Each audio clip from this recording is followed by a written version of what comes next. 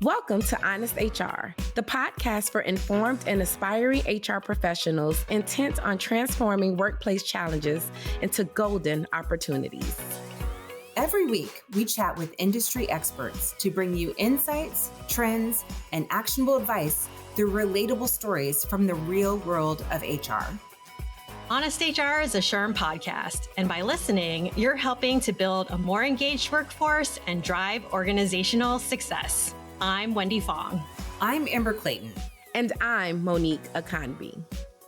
Now, let's get honest.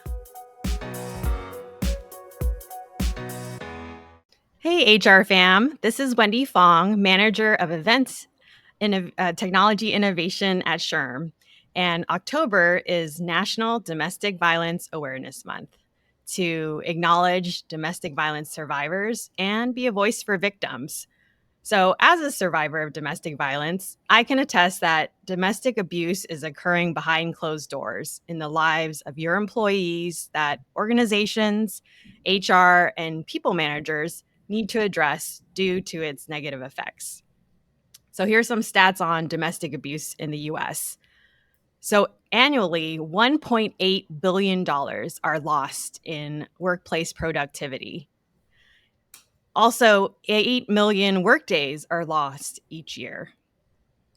And this impacts 1 in 10 males and 1 in 4 females as they will experience domestic abuse in their lifetime.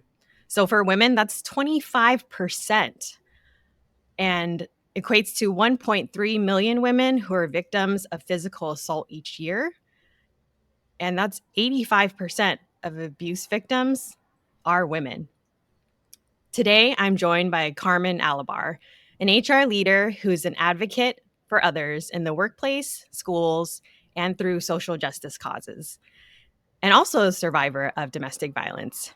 You can read more about her story and bio in the show notes. Thanks for being on Honest HR, Carmen. Thank you so much for having me, Wendy. So let's define for our audience, what is domestic abuse? Well, domestic abuse is really a form of coercive control, and coercive control is the foundation of all forms of abuse. And abuse is really about a perpetrator trying to control their prey, as I call them. They try to control everything about how they act, what they wear, and it's basically an invalidation of the individual who is being preyed upon by these abusers. So it can be physical, it can be psychological, it can be sexual, it can be financial, it can be technology abuse, it can be legal abuse. There are many different ways that people can abuse, and we have to get away from the notion that domestic violence is only physical, because that is typically the last stage when a perpetrator loses control, that they start to exert physical control over somebody.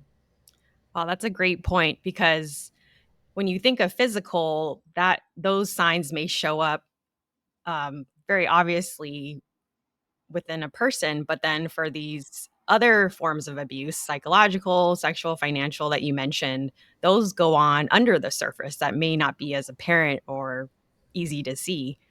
I did want to mention too about more stats about how domestic abuse appears in the workplace. So 44% of full-time employed adults in the U.S. reported experiencing effects of domestic violence at work. Also, more than 70% of U.S. workplaces lack policies or programs to address workplace violence. And also 96% of employed domestic violence victims report problems at work due to their abuse, which makes complete sense. How can you focus on work when you feel that your life is threatened, that you're not in a safe place? So, Carmen, what should HR do to address domestic abuse that may be impacting employees? Well, the first thing we can do is recognize that anybody can be a victim of abuse. I always used to say it wouldn't happen to me until it did happen to me. And I was in a position that for the first 3 decades of my career, I helped people who are victims of abuse. And I thought that I knew the signs and I thought that I had the answers and knew what to do, again, until I found myself in my own situation. So the first thing that employers can do is recognize that anybody can be a victim of abuse. It doesn't matter race, gender, education levels, socioeconomic factors, none of that matters. We are all potentially victims if we don't know the warning signs, if we're not aware, and if we don't have policies in place to protect employees. What are some of the warning signs that HR can look for? It's interesting because most of us look for those bruises, blood and breaks. And in the workplace, that is not how they show up. In the workplace, they are going to show up in the form of performance. An employee who is being abused is going to be distracted. They are going to have reduced motivation. They're going to find themselves, their productivity will go down. They are going to isolate. They do not want people to know what's going on behind closed doors at home. So they may stop socializing with their coworkers. They may stop eating lunch with their coworkers. They may shut down and be on their phones a lot. They are constantly being barraged by their perpetrator with text messages or emails or needs to check in. Atypical behavior. If you have a high-performing employee who suddenly is showing signs of atypical behavior, they're breaking policies, violating company rules, they are doing risky behavior that normally they would never have done in the workplace, those are all reasons to find out what is the cause. Don't just go after the outcome, but what is the cause? And then lastly, attendance. Most abuse victims are going to show attendance issues. And attendance can be for many factors. It can be if somebody's having medical issues, it can be many different reasons, but we always should make sure that we are finding out the why behind the what and the how somebody is behaving. So if somebody has unexpected call-outs, which is not typical for them, if they're running late to work all the time, if they're leaving early, if they are suddenly no show. If somebody doesn't show up in the workplace, that right there should be a cause for alarm. And I generally have with my managers, if somebody isn't at work within 30 minutes of their start time, please report that to HR because we look into all of that immediately.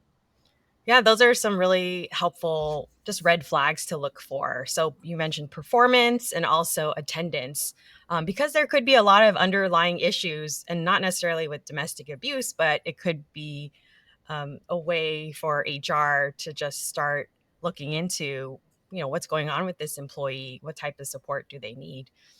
And also the importance too of also people managers, right? People managers, they're the ones, it's important to have those regular check-ins with your employee. You would know your employee best in terms of their performance, their attendance. And yeah, those are really some helpful warning signs to look for if they're not being social, like you mentioned. Right. I know one survivor who her husband tried to pour coffee in her briefcase as she was going to work one day. She was an attorney and she had a very important meeting and all of her documents were in her briefcase. And he poured coffee in her briefcase, poured coffee on her.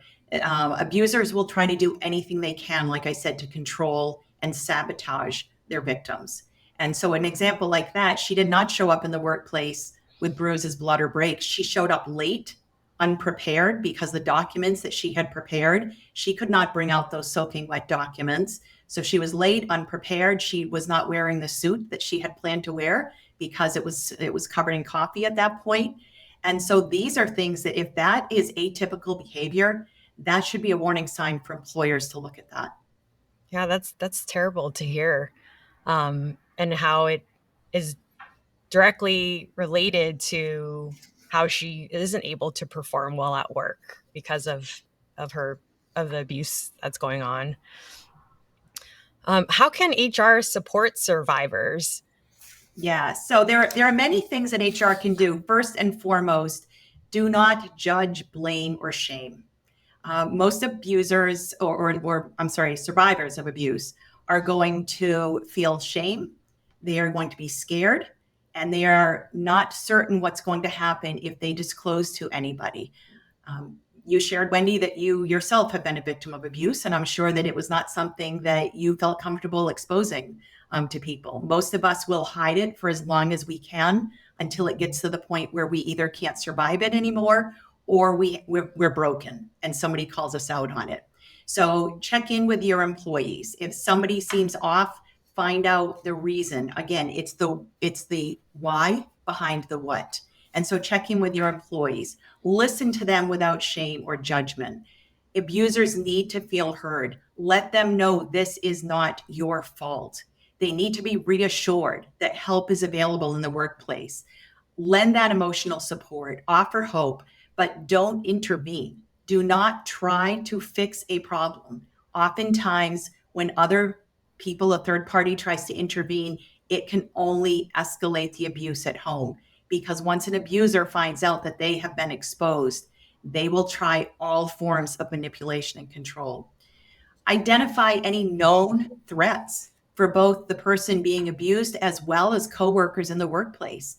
In my case, when we have somebody in the workplace who reports domestic situations, we take immediate measures not only to help them, but to also help their coworkers to ensure a safe working environment for all.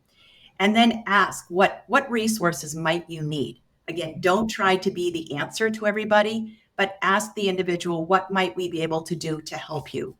Because human resources has to be not just that human side, but we also have to offer those resources. So keep those lines of communication open so that when somebody does come to you, they feel validated, they feel like they can trust you, and they feel like they can always come to you when they are ready for that help. Yeah, it's true what you mentioned about the stigma around abuse. When I was going through abuse with my ex-husband, I didn't even know it was abuse, right?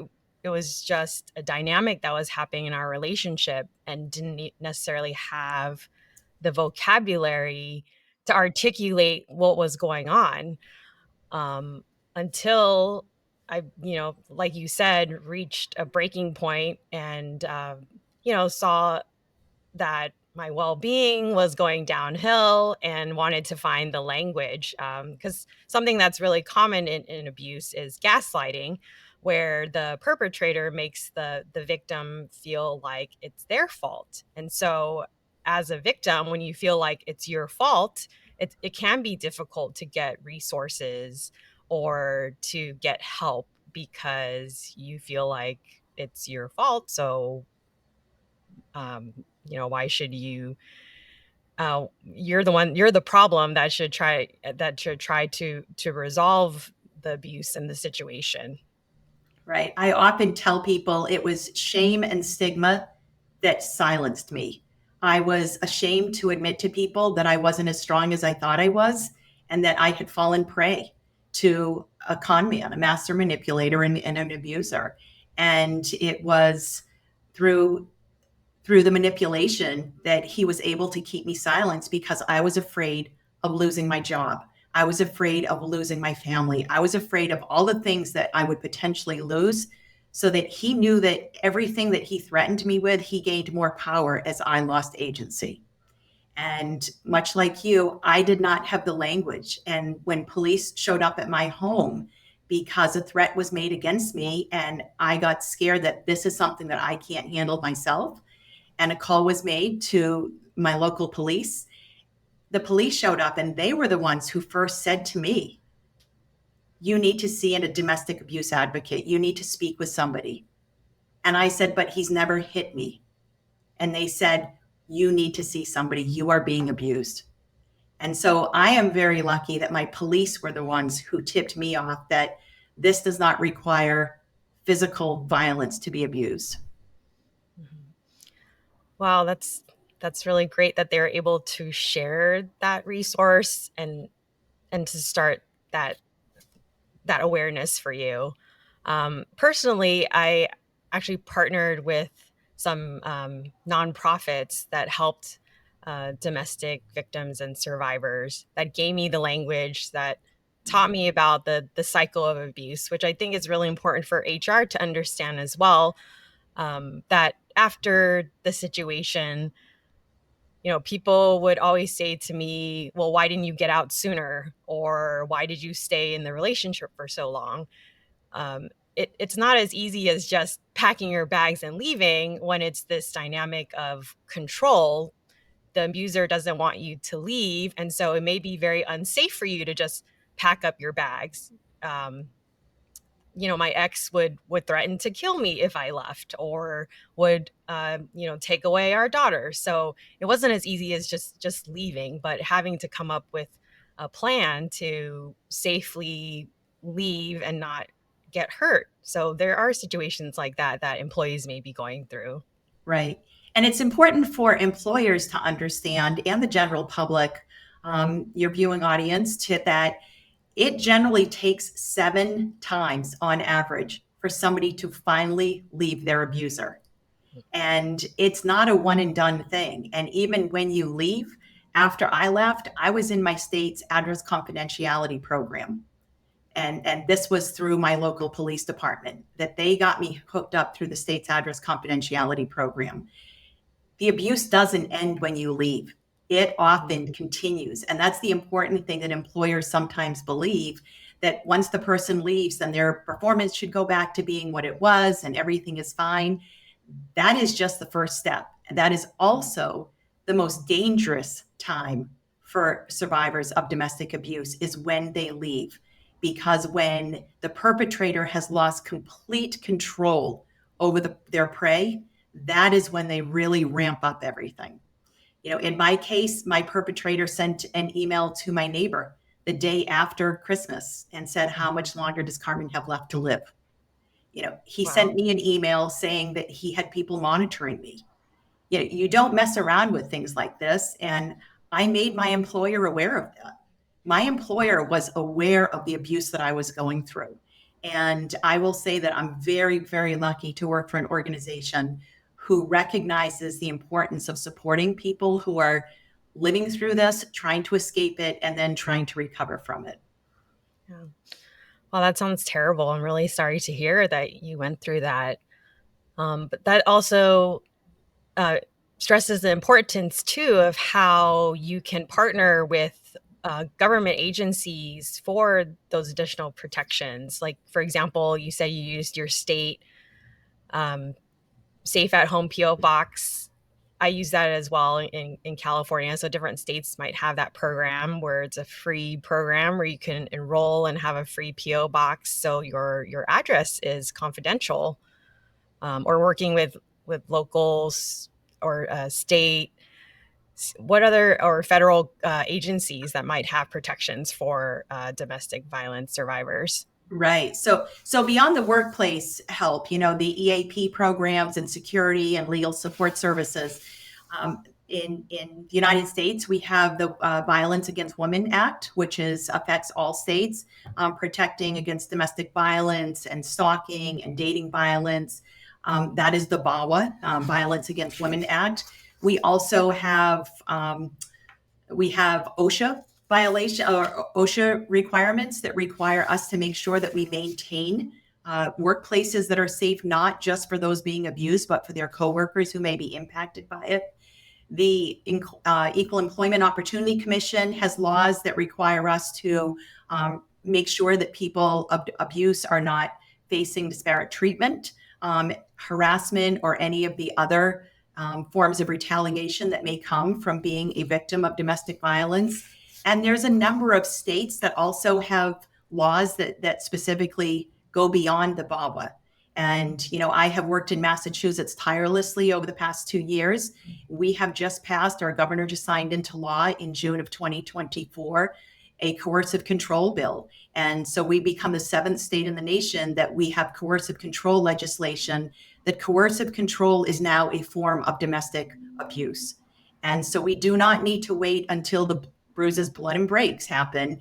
I said I'd rather show up at Beacon Hill every day to convince my lawmakers to pass a bill than to continue showing up at these candlelight vigils for homicide victims of domestic abuse. So check with your local and state laws as well. Some cities also have laws. Philadelphia, the city of brotherly love, has protections that protect victims of domestic violence when it comes to housing. And so there are many different ways. I recommend the best way to get help is to contact your local domestic violence agency. They will put you in touch with all the resources. There are a number of them, and different states have different resources, but contact the national hotline against domestic violence, because they will then connect you to your local agencies. That's really helpful to know that as an organization, as HR, can compile these resources and have it available as part of the workplace policy.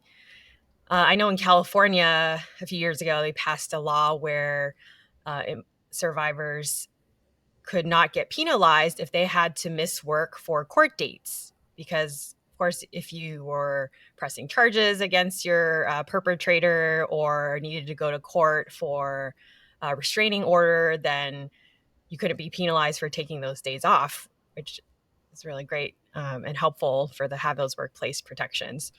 Right. Massachusetts has the same, that we allow employees up to 15 days off to deal with matters related to domestic abuse and violence.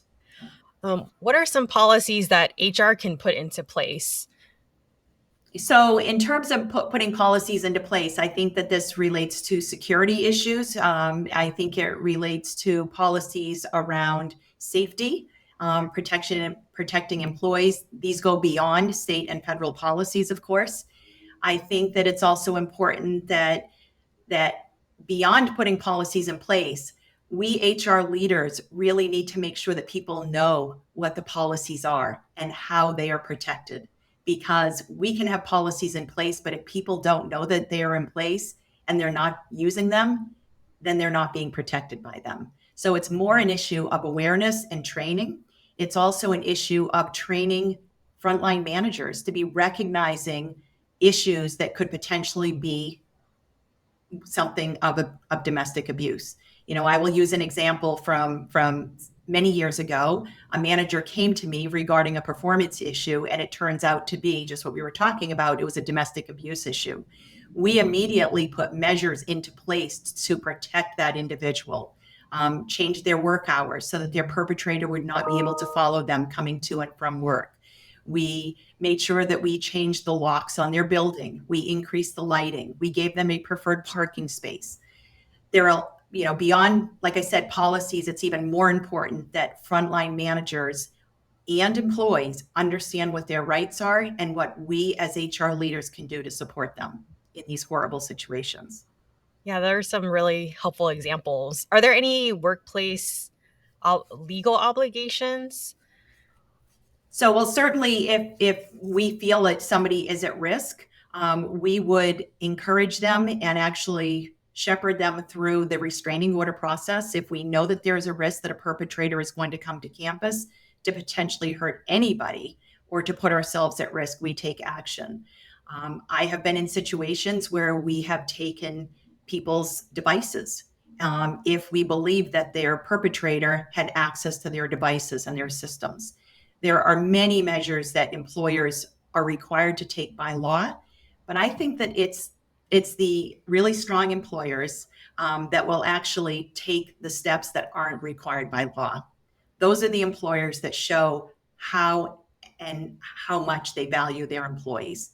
The employer who is going to add extra lighting to a parking lot.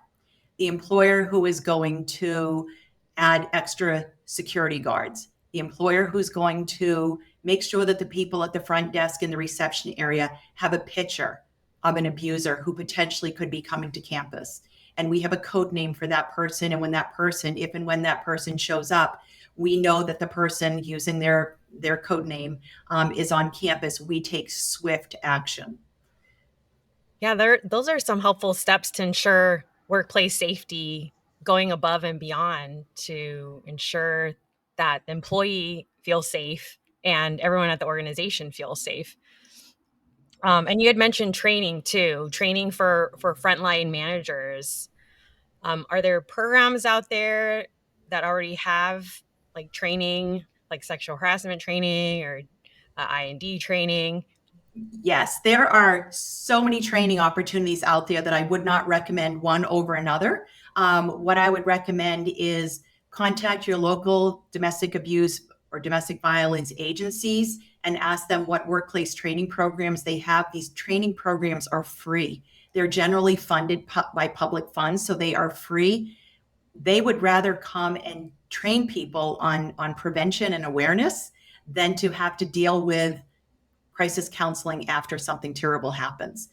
Hospitals have now started running training programs. I'm going to a training program next week being offered by a local hospital in the Boston area who's doing a training program on just this for employers. There's a program called Employers Against Domestic Violence. They're based out of Massachusetts. They have resources that employers can use. The National Domestic Violence Hotline will provide you with training, resources, and referrals.